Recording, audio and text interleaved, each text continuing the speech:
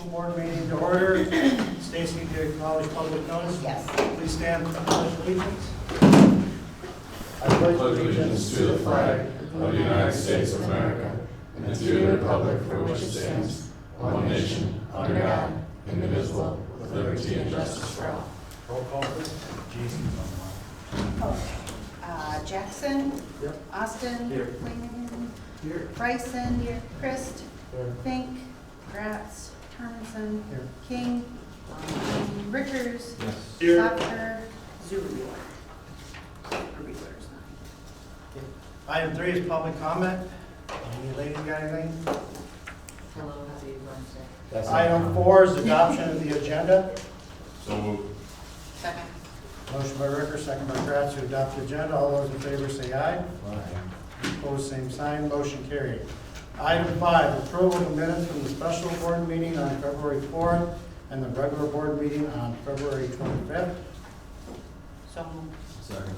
Motion by Kratz, second by Rickers to approve those minutes. All those in favor say aye. All opposed, same sign. Motion carried. Item 6, treasurer's report is available on board book. If anybody has any questions, please let Kayla know. Item 7 is discussion and action regarding donations. Kayla? We have $100 from, who was it, Mitch? The Curtis, Kate, and Bill.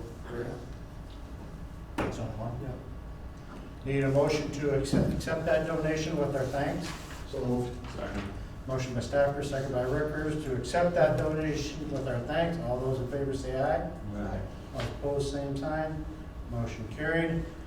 Item 8, discussion and action regarding the sale of the 2016 Dodge Caravan. Caleb? This would be the old handicap accessible van that we have. It's a 2016, coming up on 200,000 miles.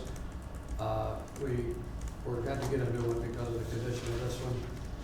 They offered us $2,000 trade-in for this one at the time. I didn't take it. We were gonna send it to the auction. Mr. Trout was close to doing that. When we were approached by a community member who said they could have a use for it, after some back and forth and then looking at it, they offered $2,000 for it. So I would say we should take that. It's what we would have got traded in. Going to a good home here to a local person. We didn't get a new one because of condition, we got a new one because it didn't fit the new wheelchair, is that correct? Correct. Correct. It wasn't the condition. Oh, okay, Yeah, you couldn't get his wheelchair in, then you got a new wheelchair and you couldn't get in the door. okay. Well, it was old and tired too, but, But it wasn't present condition, no big deal. But I moved to sell it locally. I second that. Motion by Chris, second by Stafford to approve the sale of the 2016 Dodge Caravan. All those in favor say aye. All those opposed, same sign. That motion carried.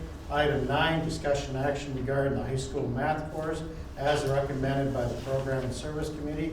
Mitch? Yeah, just, the committee was on board with it. Just to give an overview, we have applied math courses for some of our struggling learners in math, or kids that maybe need more support. We also see a raise in rigor of some of our standardized testing or the state testing that we have to take. So we're gonna take out the applied math courses, but still provide support classes. So every kid will be in Algebra 1, but if you're recommended, you would be in the support class in a different hour, helping those students reiterate the concepts from there. One question on that. Yeah. So are they in 2 hours of algebra a day? Or is it, are they in the help class? That's their, so it's just 1 hour of algebra a day, but they're in a class that No, I'm gonna gets- take Algebra 1 with my classmates, and then I'm gonna do that first hour, and then third hour, I might have that support class to go back over the concepts and support those.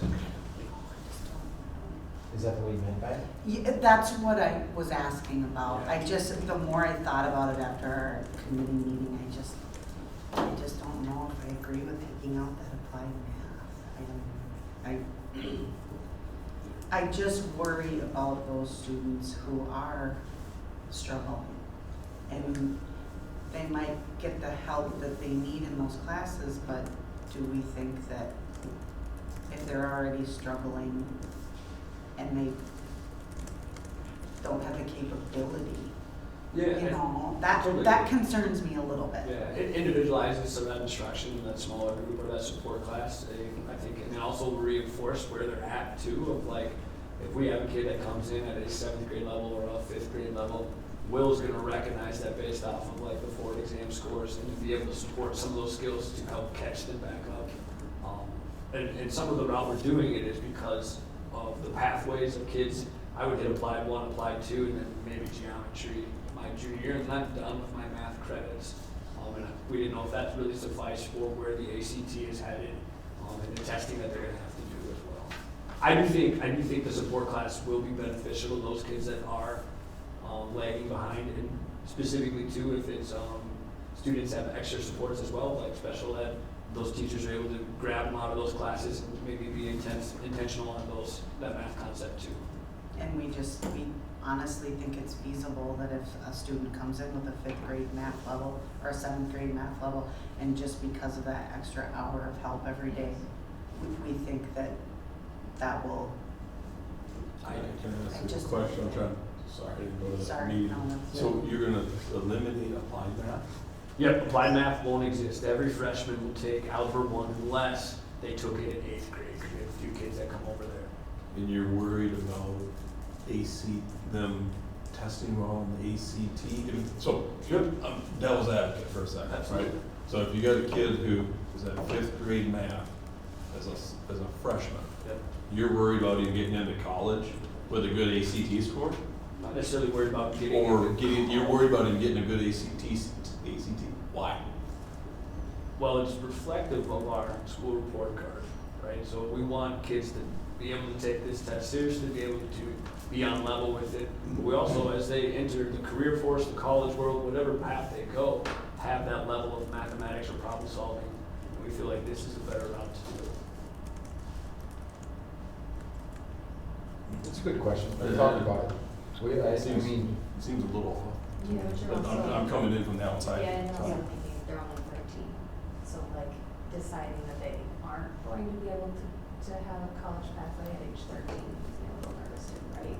So like, I would advocate to want to catch them up. Yeah, things about If I closing the can, gap. when they're 14, as Okay. opposed. Or to, even um, that kid that maybe now wants to take Algebra 2 because they want to go the 4-year route, they're taking it as a senior, and they haven't necessarily closed that gap as much as they should have. I see what you're saying, and if that's your recommendation, then I'll support it. Sure. It's just a little concerning to me as a parent of a child who did struggle a little bit. You know, I mean, Hudson was definitely not a wonderful student, but I know that like algebra for him, he started with algebra, but then went back to applied math after about the first week of school because it just wasn't Moved too for him. fast.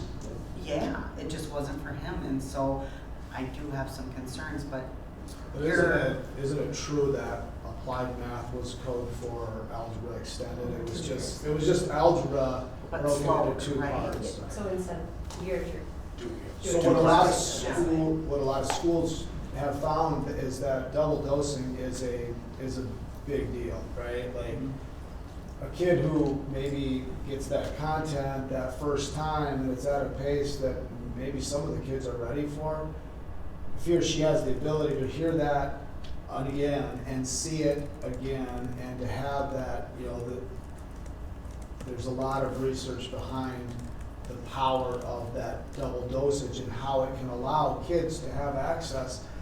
It's not even as much that they're like incapable of incorporating that mathematical knowledge in their head, they just don't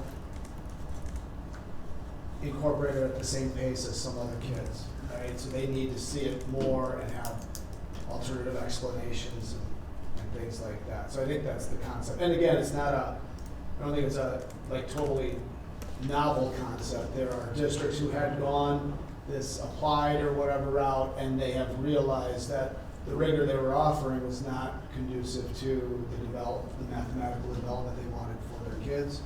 And so they've shifted course, trying to get everybody that rigor early on with the level of scaffolding that is going to make it accessible to them. Oftentimes the applied comes after the algebra geometry has been tried and they're closer to making that decision of what they're doing.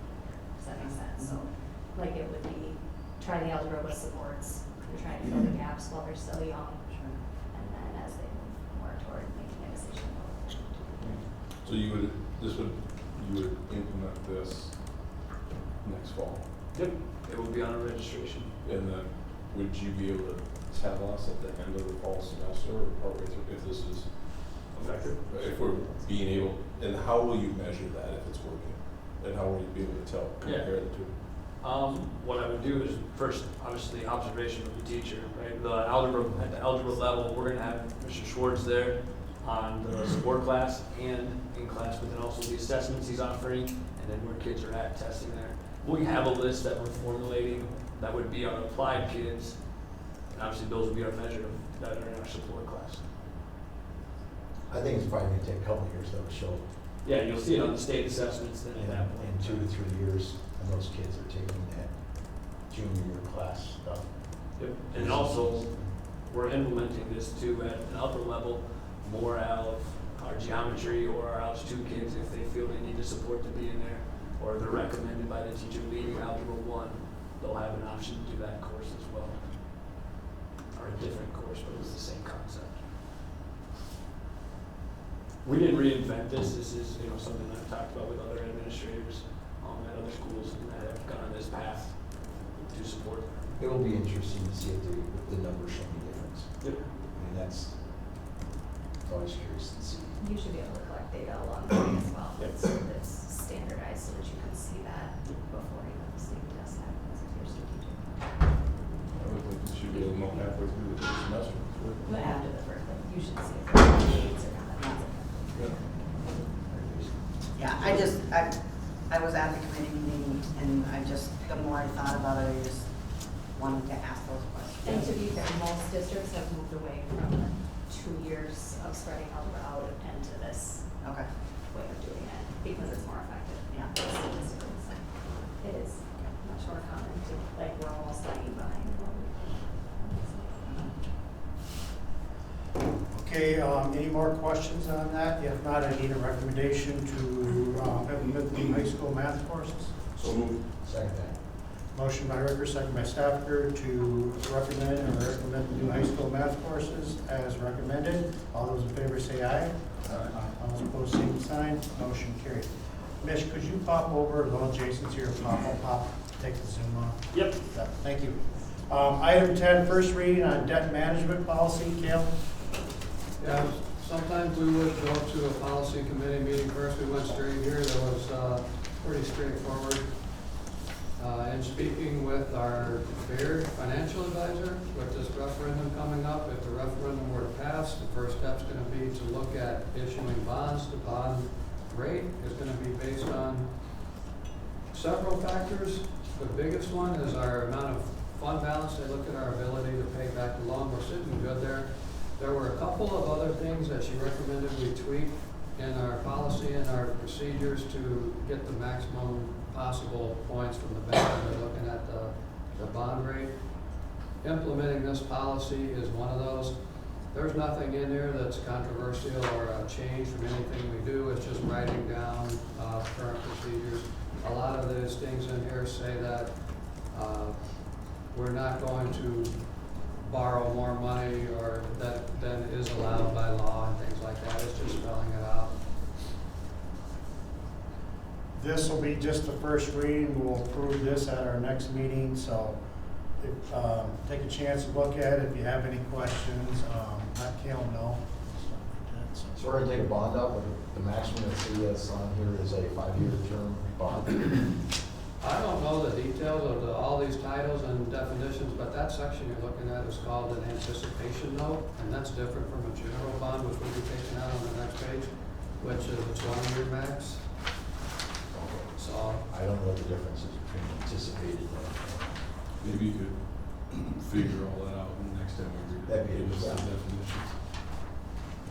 for sure. But any bond, Yeah, the maximum terms of any bond. We're taking out a general obligation bond at the top of the second page, which has a max of 20 years, but I will definitely look up the definition of anticipation notes. Well, then it Yeah, I would just- should be reworded at least, because if I just read through this and I say, any bond is any bond, no matter if it's anticipation. Clarify that. Sure, I think what it's saying is this section is bond or note anticipation notes. And so any bond or note anticipation note can only be 5 years. But yeah, Okay, again, if you got any more questions, please let Kale know, and we'll have the answers to those questions at the next meeting, and we'll approve that policy. Item 11, discussion and action regarding the 10-year building and grounds plans. Okay? yeah, this is, Mr. Trout and I worked on this. This is another part of having the best possible rating with an updated 10-year plan. We've always had a 10-year plan, but we had several other things on there ticked off over the years, so we updated this with anticipated costs. So if I'm looking at this, our revenue for a year is usually about $12 million. So the average is $1 million over 10 years, so it's 100, so it's a little less than 1% of our revenue. Where have we spent, if you look at the last 10 years, roughly from a CapEx standpoint, have we been around that 1%? Is this less CapEx, more CapEx? Take the FEMA gym out, where does it fit? Yeah, that sounds like right in there. I know over the years, we've always done a lot of epoxy for a long time, and we had that boiler this year. This is right in line, I'd say. Not too much above or below. When we were getting COVID money too, we did. Yeah, it's just like I Some said, I wouldn't things. count that type of stuff. Yeah.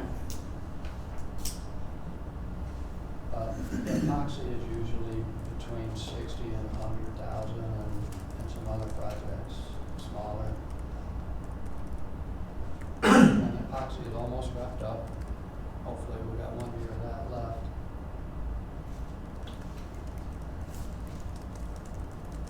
And none of this is really slated, it's just thought process, like, put some numbers down so we know you have an idea. I mean, that's what I did.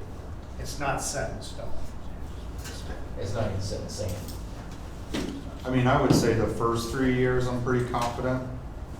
But, you know, you get out 7, 8 years, there's just so many odds and ends.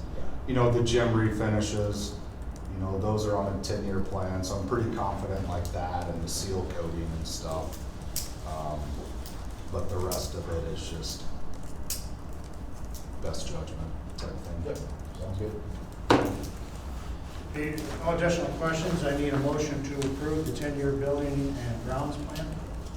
So moved. Second. Motion by Staffer, second by Rickers to approve that 10-year building and grounds plan. All those in favor say aye.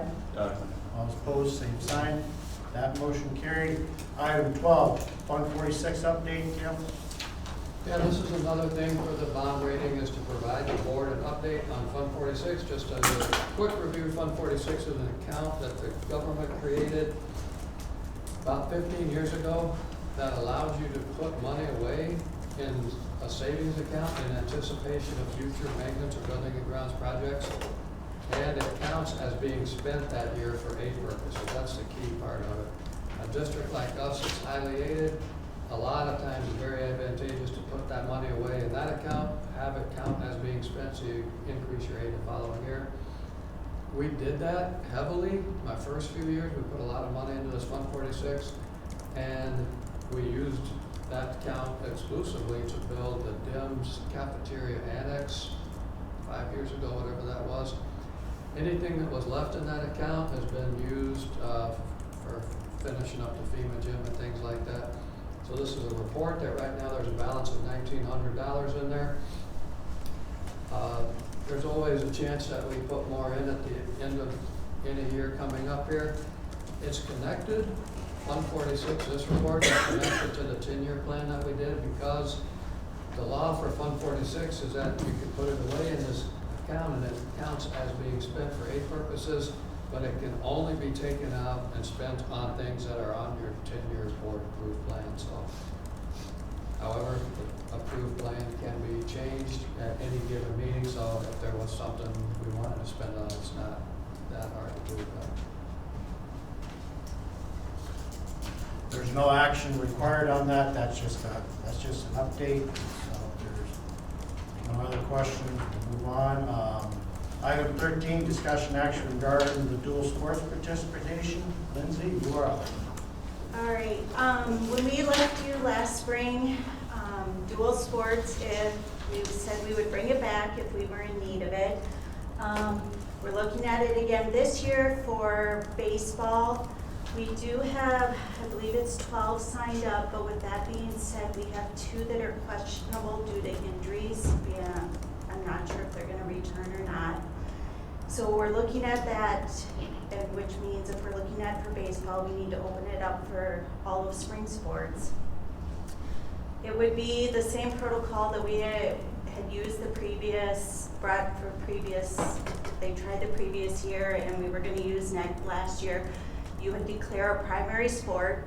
That sport would take precedence over your secondary sport. One of the things we were looking at with like track, if you were not participating in the track meet and baseball was your secondary, that you could go to that baseball game if you were not in the track meet, because not every track meet, every athlete will run in. That's about, I mean, the same rules would apply if you're on concerns list, you're ineligible. Questions, thoughts? Is this just for this season? Just for this season. Have we ever done it before? They did several years ago. 2 years ago, we had a baseball player run track. Yeah. He was an exceptional athlete, but So last year, when this came up last time, we had if I'm misremembering this, please tell me. The way I remember, we had every coach in here telling us how horrible an idea this was. That they were gonna be committed to making sure whatever was going on, that they fixed it so we weren't in this situation. I believe would, the one that is planned the most is the one that's in need now. I So don't, why, walk me through why nobody's in here saying this is a horrible idea now, when they were all I enthusiastic would for it say, last time? I don't wanna say they think it's a horrible idea. I wouldn't say that they want it. I would say no coach truly wants dual sports, but they support it to keep a program. I think every coach would rather have their own designated team. I think any coach would tell you that, and any school district would tell you that. I would tell you that. So what are we doing to fix the program for this? Because this program was a problem last year. It's a problem now. Are we gonna just say, this is the solution? Or are we gonna address whatever the core problem is of the fact that baseball can't hold its own? I don't know if baseball was the problem last year. I don't remember that being. That's how I remembered it. If I'm yeah, wrong, tell baseball me. was the issue again last year. Baseball was the issue last year? Okay. That's what I thought. Baseball was the issue last year, but then a couple more kids signed up for it, and then it went away. Because they initially only had about 14 or 15 last year, and then about 7 or 8 more kids joined up, and maybe or whatever. I don't know what the exact number, but those numbers roughly. Do we know we're gonna field a team by doing this? Do I know that? Do we know that? Are we opening a can of worms and nobody's gonna bother to enroll in dual sports? I have not taken a survey purely because are we gonna go there, not go there? And I will tell you, just because they tell me they're going to do it, does not mean they are going to do it.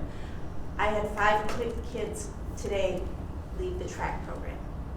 These kids are bouncing around right and left right now. Did those kids indicate an intention to go elsewhere or just to do nothing?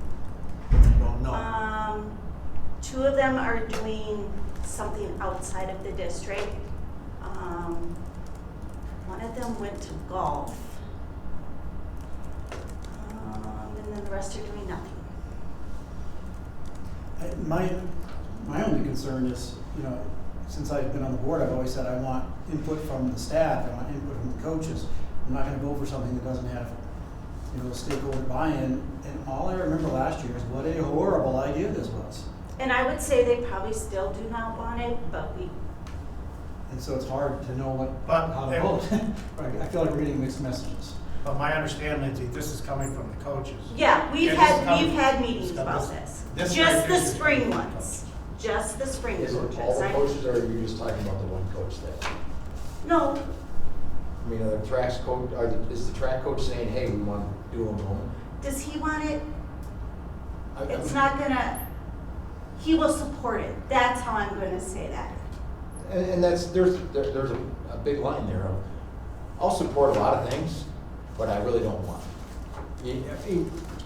He doesn't need it, Yes, he doesn't need it. but he will support it. So the person that needs it is the one that wants it, and the other ones will say, okay, you can golf and play baseball, or you can run and do track and do baseball. And I would think even like, I honestly don't think any of them would go this route, but they will support it. Are we committed for future seasons? No. Slippery slope though. But Because Well, then- what are we out if we try it for a year? It's a good trial. But the only other thing is what happens is the athletes start forcing it, and they all say, hey, I'm not gonna take baseball until you open up dual enrollment. And then they all say, okay, now I can vote, that's what I wanted to do in the first place, and you know what I mean, we're not making them make a decision. How can you vote in that situation? Yeah, we're gonna let those kids do that every single year. And it's gonna be it's gonna be a downfall for all the sports, not just one. Because now you're gonna have kids and, oh, I'm gonna commit my time to multiple things, you know what I mean? Instead of being, I'm on the track team, or I'm on the baseball team, or I'm on the golf team, I'm committed to that. I think that's a bad step. I don't like that. I'll tell you guys the same story I told you last time we talked about this. I'm not an athlete, but I was a dual sport athlete because it got me into school twice as much. It's the only reason I signed up for it, because I could go goof around a lot and really didn't spend a lot of time in school the last part of the school year. Probably not the best approach. So, I don't have a strong opinion on it, Lindsay, because I don't know enough about it. I just remember this was a point of contention. As I walked the halls of DHS, I heard about what a horrible thing the board was considering. And then we packed this room full of coaches, and so I just want to make sure that whatever we're doing, I'm a little confused right now, if that makes sense. Like, And again, basing it, as Jeff said, on recollection, I guess my recollection was that the board was very against it unless it was the deciding factor between having a program and not. And that was the way I remember it, but. so you're hearing now, Lindsay, then that it's a necessary evil, kind of. You're hearing that from the coaches. Yeah, Is that- I'm gonna be very, as an athletic director, I don't wanna touch this with a 10-foot pole. Okay. so. But I don't have another option right My now. question is, what did we do as an admin or the coach for the baseball program to improve that situation from last year to this year? Anything? Got worse. Hmm? Got worse. Unless kids want to take it. I mean, right? It feels like we just buried our head in the sand for the year and said, well,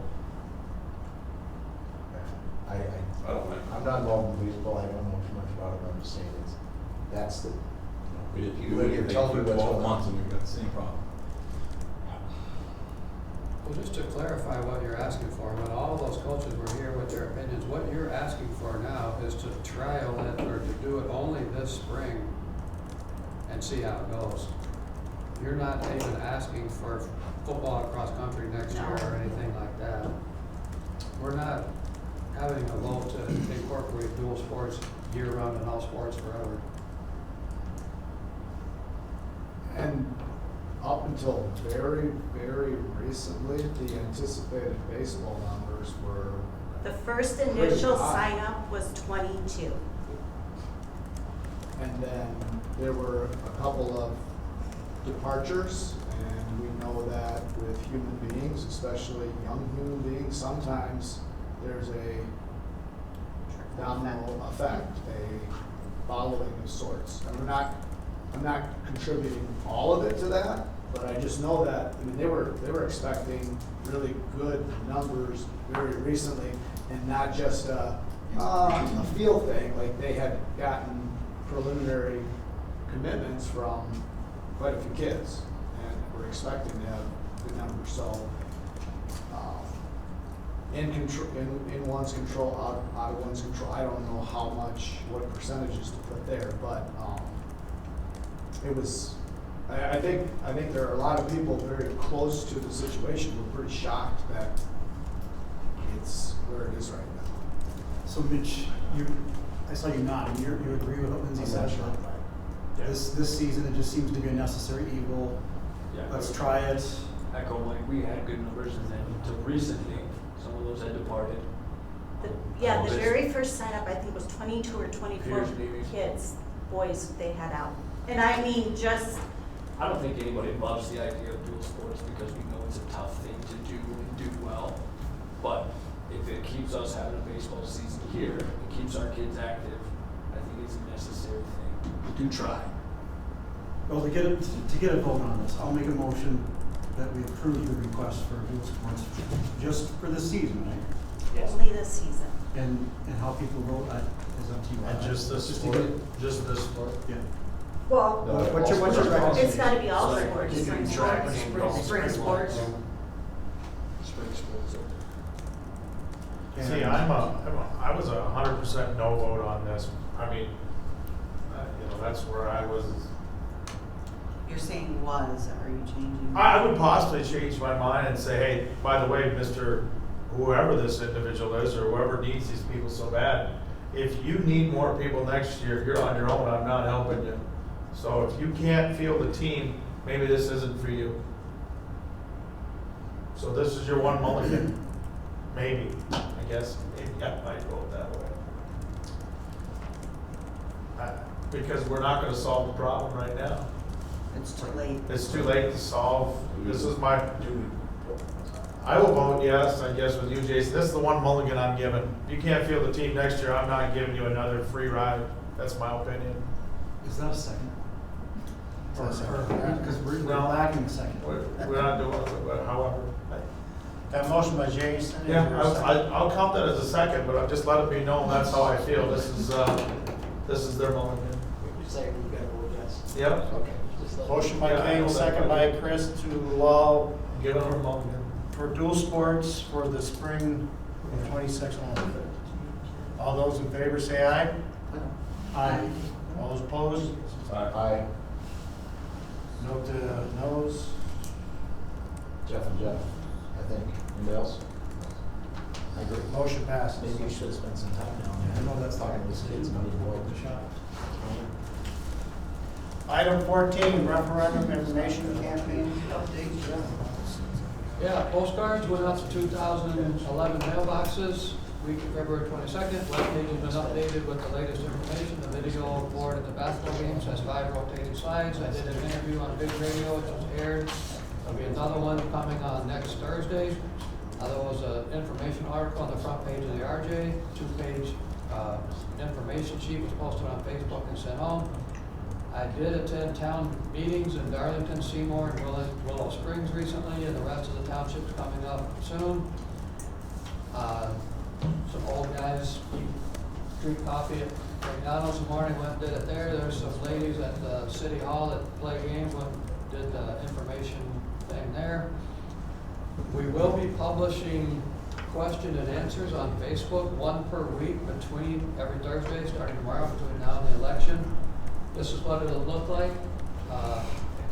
So this will go on Facebook once a week. There'll be 4 of them. I sent you the 4. I have the 4. They're just answering the big questions that you would have. Number 1, what's this going to do to my taxes? Why do we need tech ed space? Why do we need 4K space? And what are these other projects that we're talking about?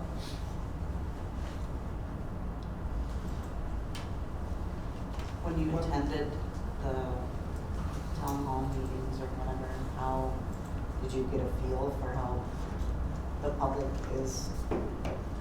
Yeah, it's, what you typically would expect is the city is gonna be a higher percentage of support than some of the townships usually, and that's kind of what I'm finding. Why would that be? Oh, I don't know the answer, why it would be, I just. Dissecting that would help get you where you need to be.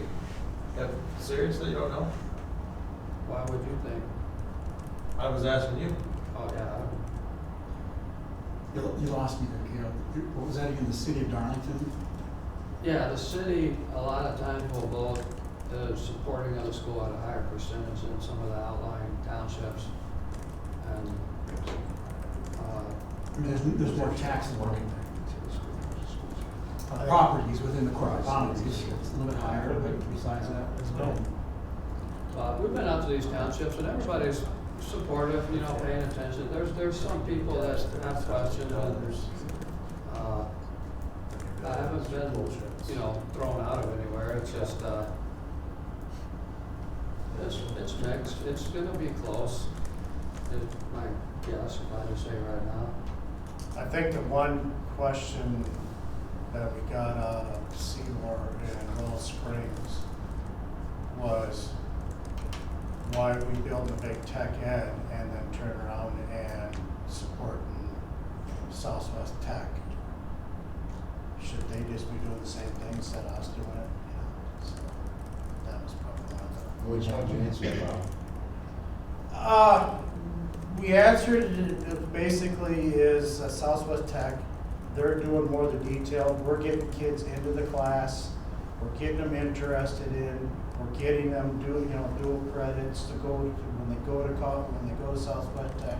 They've got more credits. It's saving kids money, stuff like that. So. No different than when we give kids math in high school, then we send them on to college. This is the precursor to those better classes. We do some of the basic welding here, but up there you're going to do all the MIG and the aluminum and doing it. We want to bring them in here. We want to get them interested. They're interested in getting there, but then want to get them and want to be able to get them there, and then to be able to take the next steps. I mean, it's a fair question, but the first thing that popped into my mind is, well, why do we have a football field? Why don't we just wait until they play football in college? As an analogy, you know what I mean? That was the first thing that we said that popped into my mind. So I understand the question, but I agree. It's, there's different levels, right? But I'll also say we got a lot of support, even though they were asking that question and you were kind of going around, they come back and say, well, tech ed's needed. They understand where the jobs are at in today's world, and stuff like that. They understand that more. I'm a little surprised we haven't heard more on the community. Maybe some of you guys have. I've only been approached a handful of times questioning what's going on. I don't know if anybody else has done. Yeah, I've had a couple. Yeah, I thought it'd be excellent. They've been positive. Like, hey, I heard this. One of them's like, yeah, I saw the video that Kale put out. Sounds like a really, really good idea. From someone like, I didn't expect you to come up and talk to me, period, let alone come up and tell me that. So. I just think getting the word of mouth out there so they can ask those questions, because I think when someone asks me the questions, it's an easy like, hey, this is what we're doing. Why are we doing it? Well, we lost Holy Rose, we lost that. We need more tech space because that's where all the these kids are going into jobs. I mean, there it is. That's the reason why. I thought it was interesting. I think it was about the first week you started advertising or you started doing your stuff. It was on the front page of the Wisconsin State Journal about the tech jobs. I thought, perfect timing. I'll see if I can maybe pull that up. There was a big article about the need for more tech ed because that's where everybody's going. It seems like there's a major draw for those tech jobs because we gotta have plumbers, we gotta have welders, Another thing I said too was that there are great opportunities for kids to go straight from high school to the workforce and skip Southwest Tech too. You can make a lot of money doing that. If we prepare them here, there's sometimes, in some cases, no need to go there. And then another thing is, I did not say this, but I'm researching it right now. I just looked up, Southwest Tech does a lot more than woods and welding. All the this tax money that we send to them is not just for those 2 things. It's a very small percentage of what they do there. They have 230-something full-time staff. And I'm trying to get the numbers of how many of those are for Woods and Welding, 4, 6, you know. So it's not like we're paying twice for that same thing. The more conversations we have, I think that the better off we are. We're not just asking for a chunk of money. I think the more people talk about it, the more they understand. We'll see on this. Probably the one thing a lot of people were thankful for, that this is not going to anything sports related. So they're, some people are thankful for that. Good to know though what people are saying, because it helps us kind of prepare our minds, you know, I prepare some scripting and our minds and how we would respond. Thank you. Referendum, no. You know, no. Any additional questions for Gail on that? Okay, item 15, superintendents, principals, activity directors, and building and ground reports. Gail? Number one, that's that time of the year again, we need a scholarship committee meeting. That'd be Jeff Stoppaker, Jason, Rick, Val, and Bob. I have the binders here for those of you that have done it in the past, remember it. There are 6 binders and 5 people. So I don't know My last year. if anybody else wants to volunteer to add themselves to the committee, or if one person wants to. I have a conflict of interest, so. The deadline is the end of April, so if I pass these out tonight, you have the rest of March. Then sometime in April, we have to get together, have the scholarship committee meeting to put the scores up and have the committee recommend to the full board, and then that last meeting of April, we'll finalize everything. The other thing on here for an update of a committee is Tuesday, March 17th, 5 p.m. The infrastructure committee, Nick, Matt, Rick, Stacy, Bob, will meet to look at track resurfacing, FEMA parking, FEMA lights, building ground budget, epoxy being finished off here in DIMS, and air filters. And then the only other thing I have for my report is that if you guys hear anything, I met with the support staff people. I'm talking to them about what it would look like to come up with a more streamlined, transparent pay structure like we did with the teachers. As a quick recap, the teachers had steps and lanes and graduate credits and all this. Got rid of all that. Now we have one salary and one kicker if you get your master's. Just got me thinking about the support staff. They have the same thing, the steps and the lanes, they have longevity bonus, they have all this. I'm talking to them about what it would look like. You just have your pay, and then you have your some kind of more simplified, straightforward increase every year. I don't have any presentation for you on that, or any final answers, recommendations, anything yet, but just if you hear, I'm talking to them about what that might look like. My only issue with that, Gail, we just did that 2 years ago. We spent a whole bunch of time going through and listening to those listings that their proposals, and now we're redoing it again 2 years later. Well, that's a good question. The thing that we listened to and tweaked recently, or one of the things, is that tier pay. And this will not affect that. I'm talking about there's a salary structure with steps and lanes, and then there's a longevity bonus. And just very quickly, if you just look at the steps that the support staff have, year 0 to year 20 is an increase of $1, not even 90-some cents. Why do we need this whole chart for that when we could just say, everybody, you get 5 cents a year? You know, and then the same thing with the longevity bonus. But we're still in the planning process. I don't want to mess around with the special ed parts of it. You know what I'm talking about, what we redid? They asked me about that. Is this affecting the tier pay? And I said, no, this is a separate issue. Any additional questions for Gail? If not, thank you, Gail. Mike? All right, just a few things. Forward testing window opens 16th, so we'll be getting going with that, starting with our 8th grade. Going to go first. And Wyalusing coming up, so wanting to get the testing prior to that. We've been talking about ways to best prepare students and staff for success there. 7th grade stores is March 17th, so that's coming up for soon, annual rite of passage for our 7th graders. Middle school track will begin soon. There was a sign-up meeting this morning in this room, and it was full. There are a lot of students interested in track. We'll see how many of them actually carry through with that interest, and exactly when they're going to start the season. We don't know for sure because contingent on when that first meet falls, not wanting to have too much lead time, especially given how many athletes they'll be dealing with. And then the Arlington Community School District AI Task Force, and we just want to commend Mitch. Has been doing a lot of work with the various members of that, but wanting to continue to stay ahead of the curve, or behind the curve, but not too far behind the curve, because it's impossible to stay ahead of the curve when it comes to that assistive technology. But just wanting to bring in a presenter from CISA who is going to engage our 5-6 students, our 7-8 students, our 9-12 students, and our staff in a variety of topics around that omnipresent factor that's out there that is AI. So that's coming up on March 20th, an AI Day. We've been prepping our staff for that.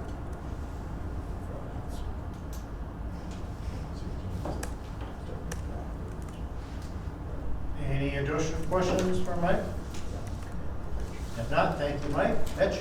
Yeah, just to add on to Mike, we are excited for Jake Gold to join us as an alumni and just a quality presenter coming from CISA 5. So that should be an interesting day for us to learn about AI for our students and to provide some safeguards to them, but also give some next steps for our staff and how we can utilize some of the new tools that are coming out in education. We took our ACT yesterday with our juniors under our new format, and all seemed to go well. We had students out of the building in smaller groups. We felt like it was more effective. Obviously, we'll see scores here coming up in April. Those will come out. I will say we did our practice ACT last week, Tuesday. The students took it very seriously. That was good to see. We took our time.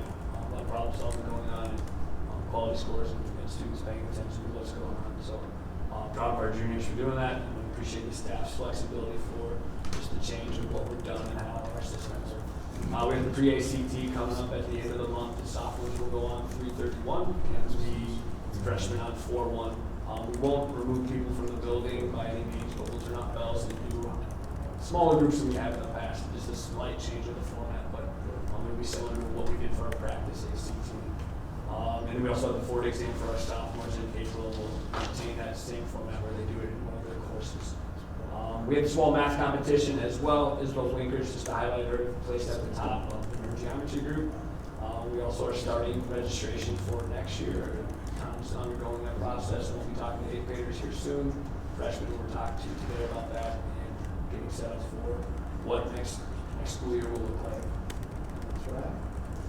Can you refresh my memory on AI? What are we doing to combat cheating with AI? Embracing it? There are some tools out there that help judge if it was written by AI. I do know our ELA department has a good pulse on what the voice of a student is too, and what it looks like. And there are pieces of AI. If you have AI write it that are repetition, I know I use commas in series for 3 items at times, or it uses an M- as well.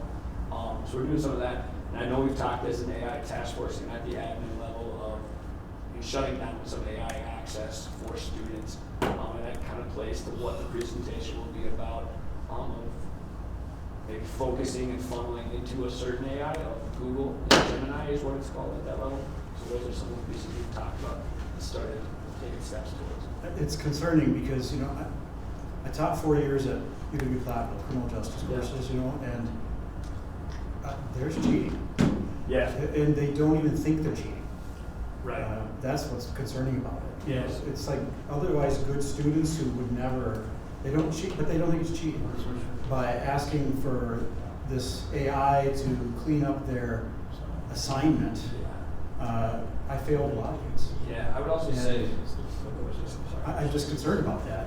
I talked to my kids about it too. But, yes, I put all their assignments through AI detectors, yeah. and they got zeros. Yeah, our staff, I think, does a nice job too of educating that way, but I think we probably always could do more, educating students what cheating is and what that looks like.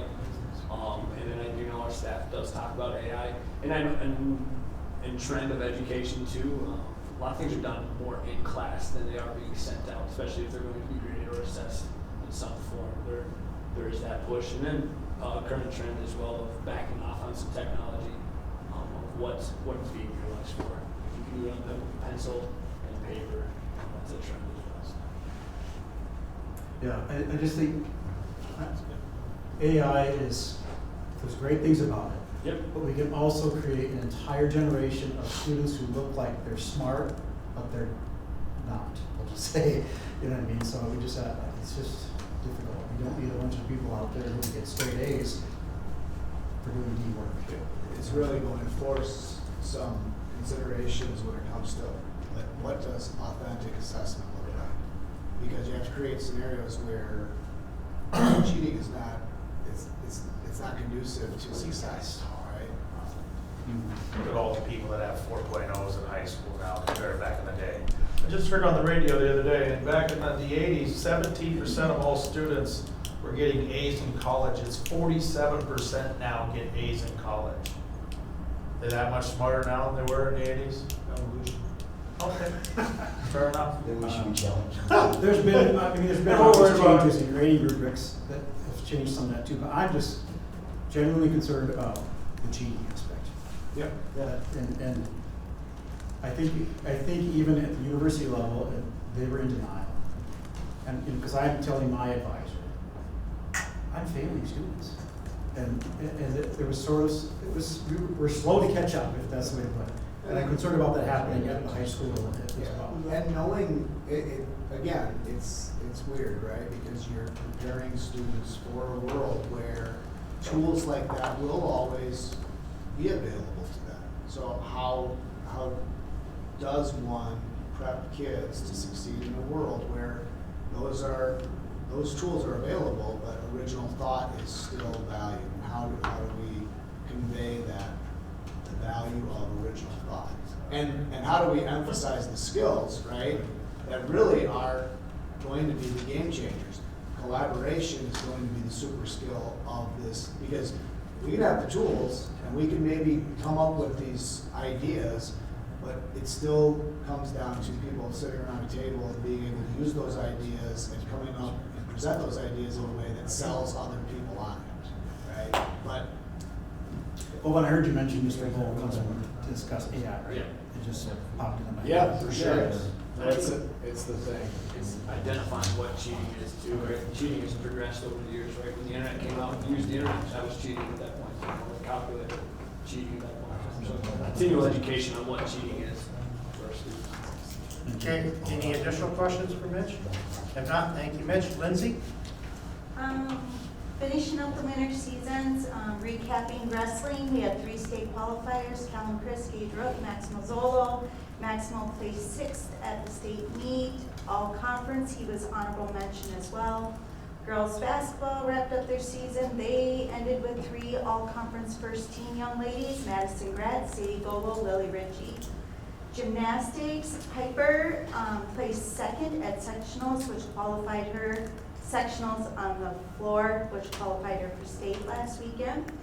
She was also first team all around and vault, and second team bars and beam, and Isabel Ortega received honorable mention bars as well. Boys basketball, sectional semifinal game tomorrow night versus Cambridge and Dodgeville, so if you're not busy, make it up there.